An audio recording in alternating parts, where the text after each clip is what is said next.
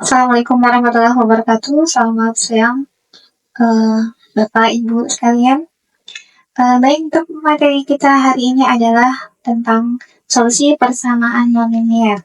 Kita akan mencari solusi dari persamaan nonlinier dengan menggunakan metode numerik ya.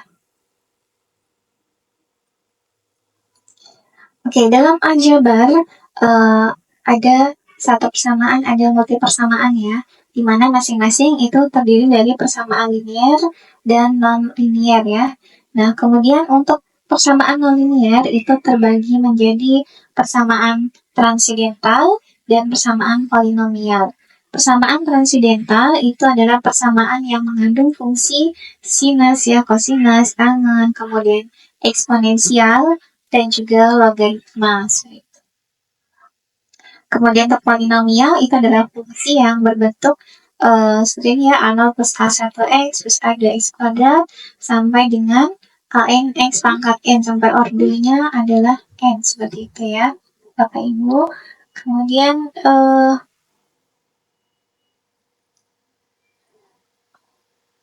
permasalahan persamaan nonlinear ini biasanya ditemukan dalam bidang sains dan rekayasa ya, di mana para ilmuwan dan rekayasa teknik ini sering dihadapkan dalam persoalan untuk mencari solusi persamaan yang bentuknya adalah fx sama dengan 0. Nah, ketika persamaan itu persamaan yang sederhana ya, maka kita bisa dengan mudah mencari solusinya dengan metode analitis ya, seperti yang sudah kita pelajari di kalkulus misalnya ya. Contohnya ya, seperti persamaan kuadrat. Misalnya x kuadrat min 4x min 5 sama dengan 0 ya. Nah, di sini kita bisa menggunakan cara pemfaktoran, yaitu kita faktorkan menjadi x min 5, x plus 1 sama dengan 0, sehingga nanti kita peroleh x1-nya adalah sama dengan 5, dan x2-nya sama dengan min 1. Nah, namun untuk persamaan dengan polinomial yang derajat lebih tinggi atau pangkat yang lebih tinggi, kemudian juga untuk persamaan-persamaan transidental yang tidak ada rumusnya untuk menyelesaikannya, maka kita seringkali sulit untuk menemukan solusinya secara analitis, sehingga kita perlu metode numerik untuk menyelesaikannya ya. Untuk penyelesaian dengan metode numerik ini kita akan melakukannya secara iteratif ya, jadi nanti ada iterasi-iterasi sehingga nanti setiap hasil yang didapat selalu lebih teliti dibandingkan dengan iterasi sebelumnya. Nah, untuk metode pencarian akar dari persamaan nonlinear itu terbagi dua, yaitu metode tertutup dan metode terbuka. Metode tertutup itu kenapa dikatakan metode tertutup? Karena pencarian akarnya dilakukan di dalam selang tertutup, yaitu X1 dan Xn plus 1 ya, atau mungkin selang AB kita katakan seperti itu juga bisa ya. Nah, dan sudah bisa kita pastikan bahwa di situ ada satu akar, minimal satu akar di antara atau di dalam selang tertutup itu. Nah, metode tertutup ini selalu berhasil menemukan akarnya. Ya, dengan kata lain, iterasinya itu konvergen. Konvergen itu berarti ketika kita melakukan iterasi-iterasi, nanti solusinya untuk setiap iterasinya itu dia akan semakin mendekati solusi yang sebenarnya ya. Jadi sampai ketemu akarnya, maka dikatakan itu iterasinya konvergen. Yang termasuk metode tertutup ini adalah dissection dan regularisasi. Nah, kemudian kalau metode terbuka, di sini kita tidak menggunakan selang atau interval ya, tetapi kita cukup menggunakan tebakan awal untuk akar persamaannya. Misalnya kita menebak, akar dari persamaan ini adalah 1,5 misalnya. Jadi kita pakai tebakan itu. Nah, tebakan awal itu digunakan untuk menghitung hampiran akar yang baru ya, sampai beberapa iterasi. Nah, di sini iterasinya bisa konvergen, bisa juga divergen. Divergen itu artinya dia bukannya semakin dekat dengan solusinya, tetapi malah semakin jauh. Itu kelemahan metode terbuka ya. Jadi bisa konvergen, bisa divergen. Namun ketika dia konvergen, maka itu akan lebih cepat mendapatkan nilai akarnya, akar persamaannya gitu. Jadi yang kalau dengan metode tertutup kita misalnya perlu 14 kali iterasi untuk mendapatkan akarnya, dengan metode terbuka ketika dia konvergen, dia cukup mungkin dengan 3 iterasi saja sudah bisa mendapatkan akar persamaannya, seperti itu. Nah, metode terbuka ini contohnya adalah Newton-Raphson, metode sekant, dan iterasi tetap. Untuk pertemuan kali ini kita akan membahas metode tertutup, yaitu metode dissection atau bagi dua. Metode bagi dua ini metodenya yang paling sederhana secara perhitungan, sehingga lebih disukai ya untuk mahasiswa biasanya ya. Nah, kemudian dissection ini memiliki sifat yang pertama adalah konvergensinya lambat ya. Jadi untuk mendapatkan akar persamaannya kita perlu iterasi yang banyak gitu ya, sehingga dikatakan konvergensinya lambat gitu.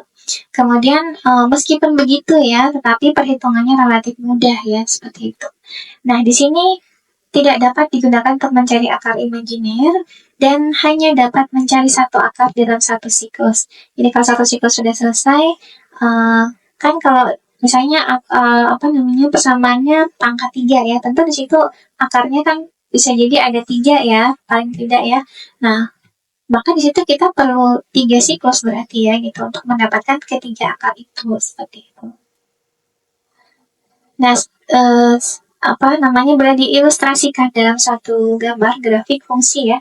Misalnya kita punya suatu fungsi fx yang kontinu dalam selang atau interval AB. Katakan di sini ini adalah fungsinya, yaitu fx-nya ya, grafik yang berwarna hitam ini. Kemudian dia kita tetapkan di sini ada suatu selang AB, di sini A ya, di sini B. Nah, fungsi ini kontinu di dalam selang ini ya. Kita lihat di gambar ini kan grafiknya kontinu ya, tidak terputus-putus ya, jadi dia menerus ya, kontinu gambarnya. Nah, kemudian FA dikali FB-nya itu nilainya adalah negatif ya. Kenapa negatif? Karena di sini FA-nya di sini dia berada di bawah sumbu X ya, atau nilainya negatif.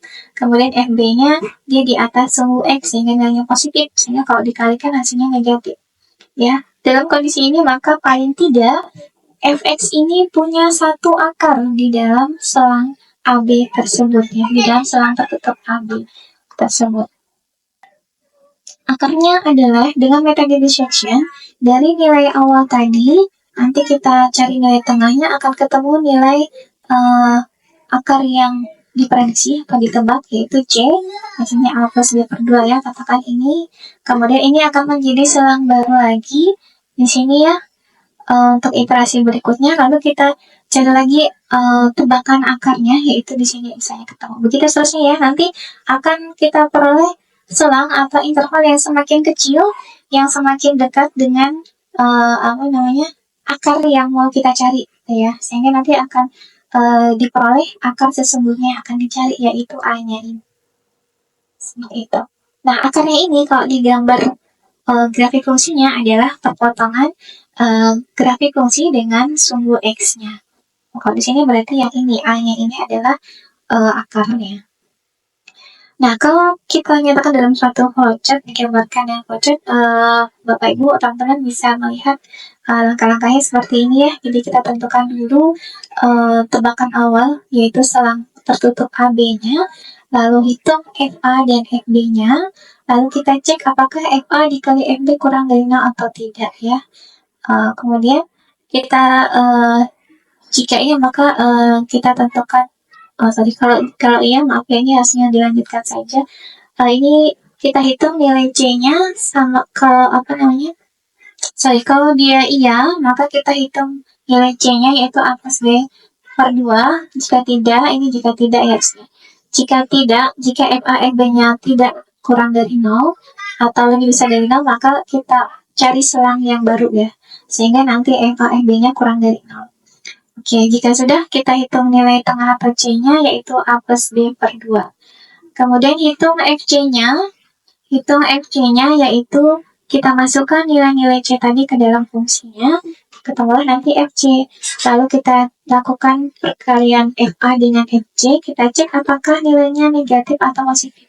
Jika negatif, maka nanti selang baru di iterasi berikutnya itu adalah AC.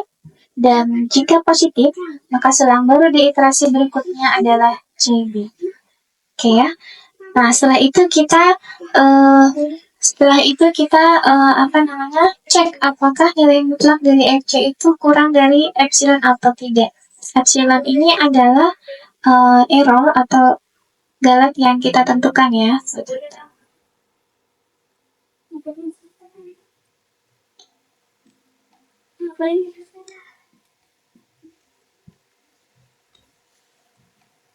Ya, kemudian jika sudah kurang dari epsilon, maka nanti iterasinya kita hentikan ya. Maksudnya berarti akarnya adalah nilai C yang kita peroleh tadi. Ini adalah akarnya, gitu. Jadi kalau misalnya sudah kurang dari epsilonnya, berarti iterasinya ya kita hentikan ya, dan akarnya adalah sama dengan C-nya. Tetapi jika masih positif, lebih besar dari errornya atau epsilonnya, berarti kita ulangi lagi iterasinya dari awal. Seperti itu sampai nanti nilai mutlak FC-nya kurang dari epsilon. Baru kita hentikan iterasinya. Baik, kita langsung ke contoh. Oh iya, sebelum ke contoh ya. Di sini kita bisa mengetahui berapa sih minimal jumlah iterasi yang diperlukan jika diberikan galat atau epsilon, yaitu dengan menggunakan rumus ini ya. R ini adalah jumlah iterasi minimum ya yang diperlukan untuk menjamin bahwa C yang kita hitung di tadi ya, itu merupakan hampiran akar yang galatnya kurang dari epsilon. Jadi di sini R-nya lebih besar dari len ya, logaritma natural ya. Len nilai mutlak B min A ini berasal dari selang awal ya. Selang awal AB tadi ya. Nah, jadi ini A-nya masukkan ke sini. Jadi ini selisihnya berapa ya? Kemudian dikurangi dengan len dari epsilonnya, kemudian kita bagi dengan 2. Maka nanti akan ketemu jumlah iterasi minimum yang diperlukan untuk mendapatkan akar C-nya. Baik, ini adalah contoh bisection ya. Jadi fx sama dengan x pangkat 3 plus x kuadrat min 3x min 3 sama dengan 0. Ini adalah contoh polinom pangkat 3 ya. Nah, di sini kita akan coba menebak solusinya atau akarnya atau x-nya ya. Kita mau cari nih salah satu akarnya ya, yaitu x1 misalnya ya, dengan bisection, dimana di sini kita epsilon atau error yang diharapkan adalah sebesar 0,0001. Kemudian di sini kita mau menggunakan tebakan awal. Tebakan awalnya adalah selang AB-nya adalah 1,2 ya. Nah, selang ini dari mana sih awalnya? Asalnya ya, kita bisa menebak sembarang, tetapi akan lebih bagus kalau kita bisa menggambarkan grafiknya terlebih dahulu. Sketsanya boleh ya secara manual atau dengan menggunakan aplikasi ya. Nanti kelihatan ya, oh ini akarnya ini perpotongannya ada di sini nih, berarti kira-kira dia diapit, dia ini di antara misalnya 1 dan 2 gitu. Kita bisa ambil 1 dan 2 di situ sebagai selang awalnya ya gitu. Jadi selang awalnya di sini dipilih AB yaitu 1 dan 2 ya. Kemudian kita hitung nih FA. FA ini berarti F1 ya, F1. Jadi satunya ini kita masukkan ke dalam ini ya, Fx ini ya. Jadi 1 ini ya, 1 pangkat 3 ya, ditambah 1 kuadrat min 3 kali 1 min 3 ya, di sini sama dengan min 4 hasilnya ya. Nah, kemudian FB-nya berarti F2 ya, karena B-nya sama dengan 2 ya, ini A, ini B. Jadi ini FB-nya berarti 2 pangkat 3 ditambah 2 pangkat 2 min 3 kali 2 min 3, hasilnya sama dengan 3. Oke, kemudian FA dikali FB, kita hitung FA-nya min 4, FB-nya 3, maka perkaliannya adalah min 12. Di sini nilainya negatif ya, jadi kita bisa lanjutkan menghitung nilai tengah atau C-nya. C adalah A plus B per 2. A sama dengan 1, B sama dengan 2. Lalu kita bagi 2 ya, jadi hasilnya sama dengan 3 per 2 atau 1,5 ya, seperti itu. Kemudian langkah yang kelima, kita hitung FC. FC-nya adalah F1,5 ya, karena C-nya 1,5, Ini kita masukkan ke dalam fungsinya sama seperti tadi ya. Oke, gini jadi 1,5 pangkat 3 plus 1,5 pangkat 2 min 3 kali 1,5 min 3 ya, hasilnya sama dengan min 1,875. Kemudian langkah ke-6 adalah kita cek ya perkalian FA dan FC. FA tadi adalah min 4 ya. Kemudian FC min 1,875. FA dikali FC sama dengan 7,5. Karena nilainya positif, ini kan positif ya. Maka di iterasi berikutnya nanti nilai A yang baru, ini kan selalu kan AB ya. Nanti nilai A yang baru di iterasi berikutnya itu A-nya ini adalah sama dengan C yang di sini, C yang sudah kita peroleh ini. Nah, ini C-nya yang ini ya. Nah, di sini ya. Dia menjadi A di sini ya, menjadi A. B-nya tetap yang di sini tetap 2 seperti itu. Maka di sini selang barunya adalah karena C-nya tadi kita peroleh 1,5 jadi 1,5, kemudian B-nya tetap 2 seperti itu. Terus selang baru di iterasi berikutnya. Jika dilanjutkan iterasinya ya, kemudian untuk mengetahui ini iterasinya perlu dilanjutkan atau sudah cukup saja, itu dengan cara cek nilai mutlak dari FC-nya. Apakah nilai mutlak dari FC-nya itu sudah lebih kecil daripada epsilon atau belum ya? Apakah nilai mutlak FC ini sudah lebih kecil dari epsilon atau belum ya? Kalau iya, maka stop ya, berhenti. Kalau tidak, maka lanjutkan iterasinya gitu ya. Nah, ternyata nilai mutlak dari FC yaitu nilai mutlak 1,875 kan. Itu sama dengan, nilai mutlak dari min 1,875, karena tadi sini min ya FC-nya. Itu sama dengan 1,875. Oh, ini kan masih lebih besar daripada epsilon yaitu 0,0001 ya, gitu. Karena dia masih lebih besar, maka kita lanjutkan iterasinya. Ya, langkah selanjutnya ya lanjut ke kita ulangi lagi prosesnya ya. Jadi masuk ke iterasi kedua sampai kita peroleh nanti nilai mutlak FC-nya itu kurang dari epsilon. Nah, ini rangkumannya ya setelah dilakukan beberapa kali iterasi. Jadi kita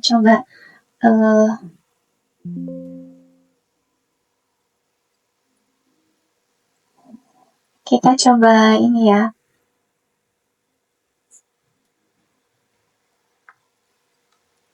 Kita coba lanjut ke iterasi yang kedua ya. Kita kerjakan sama-sama di sini ya. Oke ya. Di sini iterasi yang kedua ya, iterasi 2. Tadi kita peroleh selang yang baru adalah selang albi yaitu sama dengan 1,5 kemudian B-nya 2 ya gitu.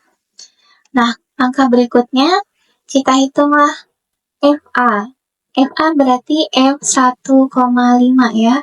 F1,5 kita masukkan ke dalam fungsinya.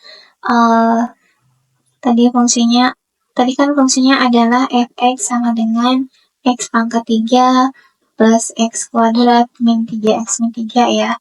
Ini kita masukkan ke sini ya.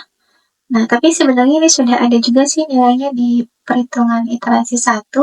Kalau mau dihitung lagi boleh 1,5 pangkat 3 plus 1,5 kuadrat min 3 kali 1,5 min 3 ya. Ini hasilnya sama dengan min 1,875 ya. Ini sebenarnya sudah ada juga di sebelumnya ini ya. Ini ya. Ini kan F1,5 ya. Sebenarnya kita nggak perlu menghitung ulang, nggak apa-apa ya. Kita ambil dari situ. Kemudian sini hitung FB. FB berarti F2. F2 juga tadi sudah kita hitung. F2 di sini berarti ini ya, sama dengan 3 ya. Nah, ini sama dengan 3. Oke, kemudian kita cek FA dikali FB. FA kali FB apakah positif atau negatif? FA-nya min 1,875, FB-nya 3 ya. Oh, ternyata negatif ini ya. Negatif atau min 5,625 ya. negatif, maka kita lanjutkan ke langkah berikutnya, yaitu menghitung C ya, atau nilai tengah. Hitung C yaitu sama dengan A plus B per 2. Jadi 1,5 plus 2 per 2 ya, sama dengan 3,5 per 2 atau sama dengan 1,75. Oke, kita sudah punya C ya. Oke, ini calon akar ya, calon akar yang baru ya, yang diprediksi. Kemudian hitung FC. FC itu berarti F 1,75 ya. Itu sama dengan 1,75 pangkat 3 ya, masukkan ke sini ya. Ditambah 1,75 kuadrat min 3 kali 1,75 min 3 ya. Ini nanti hasilnya sama dengan 0,171875. Oke, itu FC-nya. Kemudian masuk ke langkah yang keenam adalah cek FA dikali FC apakah negatif atau positif. FA tadi sama dengan min 1,875, FC-nya 0,171875 ya, di sini ya. Ini hasilnya negatif ya, yaitu negatif 0,3227 ya. Nah, ini hasilnya negatif. Nah, berdasarkan flowchart tadi, kita bisa lihat bahwa ketika FA dikali FC-nya negatif, maka nanti pada iterasi berikutnya, selang barunya adalah AB itu sama dengan HC ya. Nah, ini, jadi A-nya tetap 1,5, B-nya di iterasi yang kedua nanti adalah C yang tadi yang kita sudah peroleh, yaitu 1,75 ya. Jadi ini selang barunya.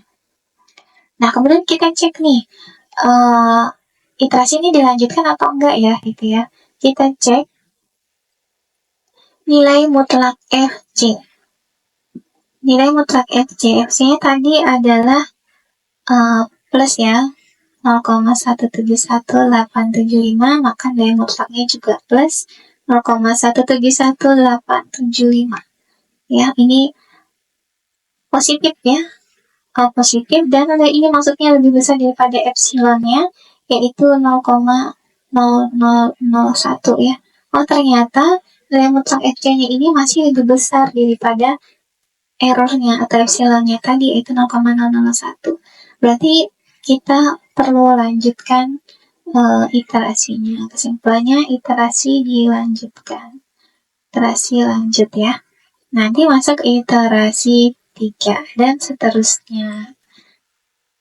Nah, sampai kapan ya iterasi ini dilakukan ya? Nah, kita nggak tahu nih ya. Nah, ini setelah dirangkum-rangkum ya, dihitung-hitung, ternyata iterasi minimal yang diperlukan ya untuk mendapatkan akarnya itu adalah 14. Dari mana? Dari sini ya. Kita tadi pakai rumus ini tadi ya. R lebih besar dari ln B min A dikurang ln epsilonnya atau errornya dibagi ln 2 ya, gitu. Nah, ini dari selang awal ya, diambil dari selang awal tadi, tebakan awalnya. Jadi B-nya 2, A-nya 1. Nah, di sini setelah dihitung, hasilnya 13,28771 atau kalau dibulatkan jadi 14 ya. 14. Oh, jadi kita perlu minimal 14 kali iterasi. Sehingga kita bisa menjamin bahwa akarnya yang kita peroleh, akarnya itu yang C ini ya. Yang C ini ya. Di iterasi terakhir. Sehingga akarnya itu bisa dipastikan atau dijamin galetnya itu kurang dari epsilon ya, gitu. Jadi kesimpulannya akar dari persamaan fx sama dengan x pangkat 3 plus x kuadrat min 3x min 3 sama dengan 0 adalah 1,73205 ya. Jadi Bapak Ibu teman-teman setelah iterasi yang ke-14 sampai tak hingga itu akan mendapatkan nilai C yang sama, yaitu 1,73205. Jadi itu adalah akarnya atau solusinya. Nah, seperti itu ya. Baik, demikian untuk materi tentang section. Kita akhiri dulu, sampai ketemu lagi di materi berikutnya. Selamat sore, Assalamualaikum warahmatullahi wabarakatuh.